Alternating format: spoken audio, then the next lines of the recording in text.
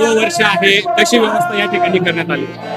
विश्वगुरु संत श्री निवृत्तीनाथ महाराज आषाढी वारी पायी पालखी सोहळा अनादी काळापासून चालत आलेला आहे. याला शेकडो वर्षांची परंपरा आहे.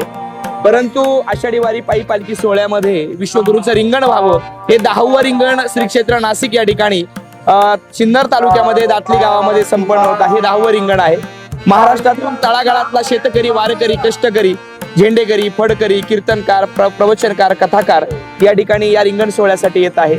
अश्व प्रामुख्याने या रिंगणाचं मुख्य आकर्षण होत आहे. त्याचप्रमाणे बैलजोडीच्या माध्यमातून विश्वगुरूंच्या चांदीच्या रथामध्ये निवृत्तीनाथ दादा थोड्याच वेळात या ठिकाणी येतात. त्यानंतर पहिलं अश्वांचं रिंगण होतं. झेंडेकरी, विणेकरी, धारक महिला आणि मग वारकरी असा अभूतपूर्व हा सोहळा संपन्न होत असतो. आणि महत्वाची गोष्ट म्हणजे संत मांदियाळीतील संत श्रेष्ठ निवृत्तीनाथ महाराज हे आद्य गुरु आहेत आणि महाराष्ट्रातलं पहिलं रिंगण नाशिक जिल्ह्यातील सिन्नर तालुक्यातून दातली या ठिकाणी संपन्न होत होतं. म्हणजे संत मांदियाळीतील हे पहिलं रिंगण आहे.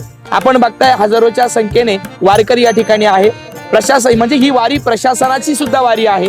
शेतकऱ्यांची वारी, कष्टकऱ्यांची वारी आहे आणि वारकऱ्यांची आहेच. प्रशासनाने उत्तम दखल देऊन शासनाने अत्यंत चांगल्या सोयीसुविधा वारकऱ्यांना या ठिकाणी दिलेल्या आहे आणि हे रिंगण मंगलमय वातावरणात संपन्न होत आहे.